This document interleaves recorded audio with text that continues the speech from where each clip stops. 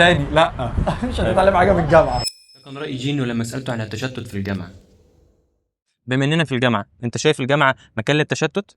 لا بص، هو في الجامعه هنا ولا عموما؟ لا كجامعة مكان للتشتت. طبعا.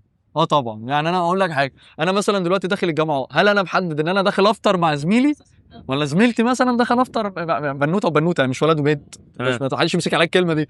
ولد وولد قاعدين مع بعض، ولا بنوته وبنوته رايحين يفطروا ولا رايحين محاضره؟ انت فعلا جاي تستفاد ولا جاي تقعد؟ إيه، انت اكيد بتواجه مشتتات كتير طبعا. فاكيد بتبقى مشتت احيانا. بتعمل ايه لما تحس انت مشتت؟ اول حاجه بيبقى انا عندي تو دو ليست اصلا. حلو. يعني انا عارف النهارده هعمل ايه، بكره هعمل ايه، بعده هعمل ايه.